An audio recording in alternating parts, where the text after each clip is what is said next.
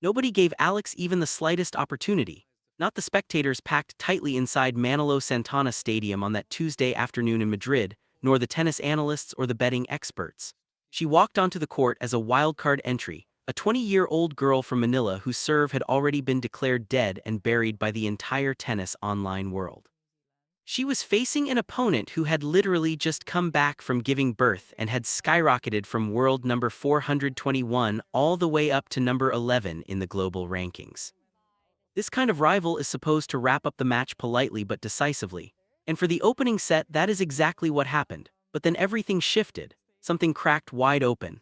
2 hours and 27 minutes later, the entire stadium was standing, and Alex was down on her knees, both hands pressed into the red Madrid clay as tears poured down her face.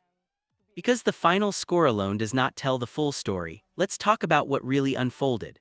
Belinda Bencic's return to the game is one of the most remarkable comeback stories in modern tennis. In April 2024, she gave birth to her daughter Bella, stepped away from the sport entirely, came back 6 months later ranked 421st in the world. After winning the United Cup for Switzerland and reaching the quarterfinals at Indian Wells, she rebuilt her game step by step, match by match, until she entered Madrid ranked 11th with a 14-5 record for the season. She did not just resume playing tennis. She returned stronger, calmer, and far more dangerous. She had always possessed perfect footwork. Her ability to read speed and redirect it with surgical precision was like music. Her style was perfectly suited for Madrid's high altitude, where the thinner air makes the ball fly faster and reduces the natural grip of topspin. She could control the rally, take the ball early, and stand well inside the baseline without needing to generate huge power herself. She was the clear favorite, and she had earned it. In contrast, Alex arrived in Madrid with only 1 win and 2 losses on clay in 2026, entering as a wildcard. A few weeks earlier, she had been dismantled by Fernandez 6-1, 6-4 in Stuttgart. The week before that, Ostapenko had beaten her. Her serve was still unreliable, a well-known technical flaw that had followed her since she turned professional. Throughout the early part of the season, she had managed just 7 aces while committing double faults at an alarming rate. Her first serve percentage regularly dropped below 60% in several matches, something that would worry any coaching team. On paper, the matchup looked completely lopsided with an obvious outcome. The first set confirmed every single one of those expectations. Alex handed over the set almost willingly. In the first 4 games alone, she served 3 double faults and lost her serve on a ball that barely clipped the net cord. Bencic simply shifted into a higher gear and took the set 6-3. She looked completely relaxed, playing steady baseline tennis, calmly waiting for Alex to self-destruct while collecting the errors without ever having to push herself. And this is where something quietly but importantly began to happen, something whose full meaning would only become clear much later. When you win a set because your opponent is basically beating herself, you can slip into a subtle but dangerous trap. Instead of driving the match with your own strengths, you start viewing everything through the lens of the other player's mistakes. In that first set, Bencic had positioned herself a little deeper in the court than she normally prefers. She was waiting, absorbing, and perfectly content to let Alex implode. For 35 minutes it worked perfectly, but it also meant she never truly brought out her best tennis of the season, which had been defined by aggressive play from inside the baseline. She was winning on Alex's terms, which meant the advantage could vanish completely with just one small tactical adjustment. That adjustment came right at the start of the second set, and it came entirely because of Alex's return game. This is the tactical key to everything that happened in the match, so it deserves real attention. Alex's serve is genuinely problematic and may remain so for some time. At 1.75 meters tall, she lacks the natural leverage that taller players use to generate easy power. Her toss is sometimes inconsistent. Her second serve sits up invitingly. There is no point pretending otherwise. These are real, proven mechanical limitations. Yet every conversation about her serve overlooks the flip side. Her return game operates at a level that most players on the tour would happily trade almost anything to possess. She reads the direction of the serve before the ball even leaves the racket. The angles she creates with her left-handed forehand off the return are impossible for right-handed players to match from the same position on the court. She takes the ball on the rise with a compact, heavy stroke that kills incoming pace and immediately puts the server under positional pressure, even before the rally has properly begun. She has trained at the Rafa Nadal Academy since she was 13 years old. Everything there is built around return drills. Nadal himself went on to enjoy one of the greatest careers in sports history. Bencic's backhand was the biggest source of worry.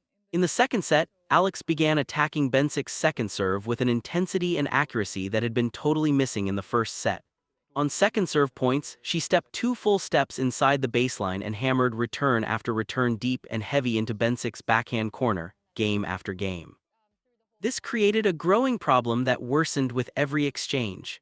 Bencic's backhand is her more reliable side but not her more aggressive one. When pushed deep and wide to that wing, she usually plays safe and deep, neutralizing rather than attacking. That approach works well against most opponents on the tour.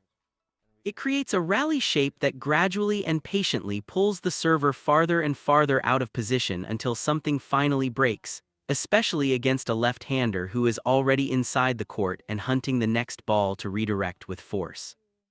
The break came in the fifth game. After Bencic delivered a safe cross-court return, Alex stepped around her own backhand and unleashed an inside-out forehand that landed flat on the baseline. From that moment, the Swiss player's body language changed noticeably.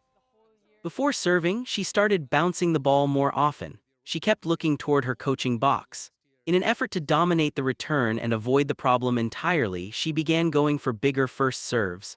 That mindset, that urgency, that desperate search for a solution is exactly what Alex's game is built to provoke through sheer pressure.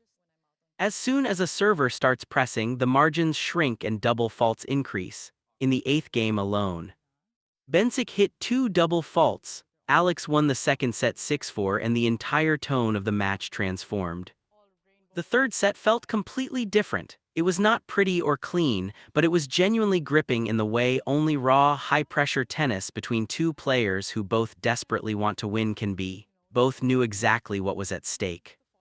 If Bencic lost this clay court match against an unseeded wildcard, her comeback season, which had been building real momentum and respect since January, would suffer a serious blow. For Alex, beating a top 15 player on the very surface that had publicly and brutally exposed her weaknesses would completely change how people viewed her talent level. Those high stakes did not make the tennis cautious or nervous, they produced the opposite effect. In the first 6 games alone, there were 4 service breaks. Alex broke, Bencic broke back immediately. Alex broke again right away and Bencic broke once more. Neither player had a reliable enough serve to provide any real safety, so the match felt almost chaotic and lawless. In the third set, Alex's first serve percentage dropped to 51%. Bencic was 54%. Both were leaking points on serve. The only difference was who could manage that leakage better under rising pressure. In such conditions, tiny edges carry enormous weight. Alex had already played several matches on these Madrid courts earlier in the tournament. She knew exactly how this particular red clay behaved, slightly faster than Rome or Roland Garros, with a skid that punishes players who arrive late to the ball. She was familiar with the erratic swirling of the afternoon wind through the open roof of the Caja Magica. She also knew the long shadows that stretch across the baseline in the final moments of an evening session. Madrid was by no means a comfortable surface for her, but it was a familiar, uncomfortable one. In a match where both players were struggling to hold serve, that familiarity carried value that no statistics column could ever measure. The decisive moment arrived with Bencic serving at 4-5 in the ninth game. She fought hard to hold and tried to push the pressure back onto Alex to serve out the set. The long, exhausting game was full of lead changes and tension. Bencic fired her fastest serve of the entire match, 172 km/h, to save one break point, and for a brief moment it looked like she might hold. Then she double faulted. Another break point followed. Alex chipped a low return that stayed below Bencic's ideal contact zone and skidded sharply off the clay. The Swiss player reached down and tried to scoop a forehand from well below her knees. The ball